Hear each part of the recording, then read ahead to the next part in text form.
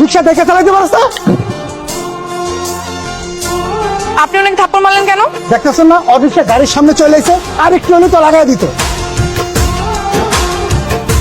গাড়িটা তো রিক্সার সামনেও চলে আসছে, তাই এই থাপ্পড়টা আপনার পাওনা ছিল। তাই বলে ওর সাথে আমার কম্পেয়ার? ও আমি কি সমান? জি, আপনাদের মতো বড় লোকেরা চোখে চশমা পরে ঘুরে বেড়ান আর বুঝতে পারেন না পাখি মাটিতে আছে নাকি আকাশে আছে। এর জন্য বড় লোকদের আমি একদম দেখতে পারি না।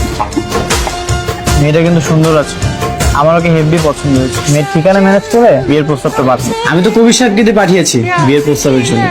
ওই মেয়ের আশা একদম ভুলে যা। মেয়ের মা সাফ সাফ জানিয়ে দিয়েছেন ওই মেয়ে বড় লোক কোনো ছেলেকে বিয়ে করবে না। তাহলে কাকে বিয়ে করবে? কোনো গরিব ছেলে। চলে আস, রেডি হন। তোর এত বড় সাহস! গরিব ছোট লোক কোথাকার!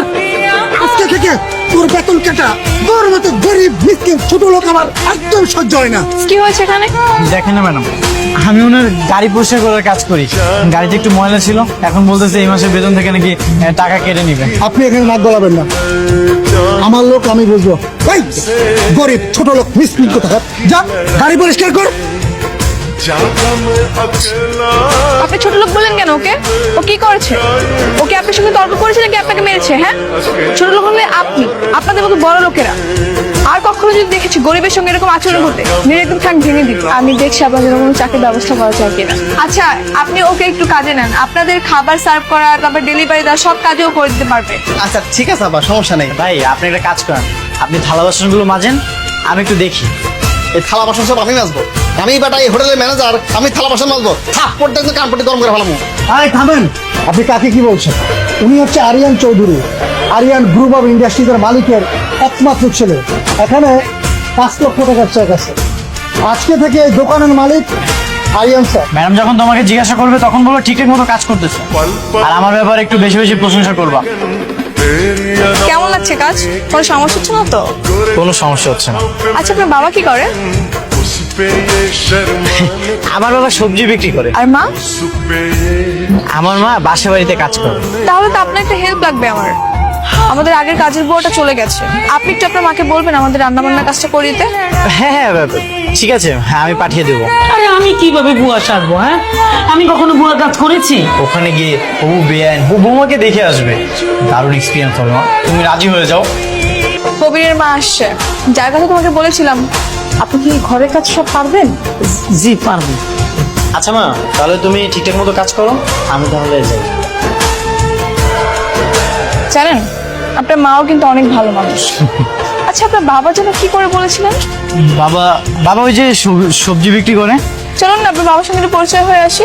আজকে আমার বাবা একটু কারণ বাজার গিয়েছে সবজি আড়তে, কালকে নিয়ে যাই। হ্যাঁ ঠিক আছে। তুমি বোকার মতো হাসছো কেন? ওমা হাসবো না? এখন কেমন লাগে? আমি যখন কাজের বুয়া সারবো বলছিলাম তখন তো খুব মজা নিয়েছিলাম। এখন এখন তো তোমাকে সবজি বিক্রি করতে হবে। এই যে আমার আব্বা যান। আসসালামু আলাইকুম চাচা। ওয়ালাইকুম আসসালাম। কেমন আছো মা? ভালো আছি চাচা। আপনি কি আমাকে আগে থেকে চেনেন নাকি? চিনি না কেন? তুমি আমার বউরে তুমি বাড়িতে কাম দিছো, আমার এই পোলাটার একটা চাকরি দিছো। তোমার না চিনা কি উপায় আছে? আল্লাহ তোমার মঙ্গল করুক, তোমার সুখের সংসার হোক, ঘর জুড়ে একটা ফুটফুটা সন্তান আসুক। সেই সন্তানের হয়ে আমি যে কি আনন্দ করব। কি রে আরিয়ান, আমি কি খুব বেশি বলে ফেললাম? জি আব্বা যান, আপনি একটু বেশি বলে ফেলছেন। আপনার ছেলের সাথে আমার মেয়ের বিয়ের দিন ঠিক করতে হবে। আমার মেয়ে আপনার ছেলেকে পছন্দ করেছে। এখন যদি আপনি সম্মতি দেন তাহলে আমরা ঘরোয়া ভাবে ছোট্ট করে অনুষ্ঠানটা করতে পারি। আমার বলা তো রাজ কাপড়, আপনার মাই আমার ঘরে বউ হইব। আমি রাজি, আমি রাজি। কালকে বিয়ে পড়াই যাই। না না না না না, কালকে কালকে না, কালকে আমরা দুজন বসে কথা ঠিক করে আগামী শুক্রবার আমরা বিয়ের দিনটা ঠিক করে ফেলি। আচ্ছা, ঠিক আছে। সারপ্রাইজ দেখ, আমি চলে এসেছি। তো বর কোথায়? আমার সাথে একটু পরিচয় করিয়ে দে। কেন দেখো নাই? সবাই তো ড্রয়িং রুমে আছে। আর বলিস না, তাড়াহুড়ো করে এসেছি তো ঠিক মতো খেয়াল করা হয়নি।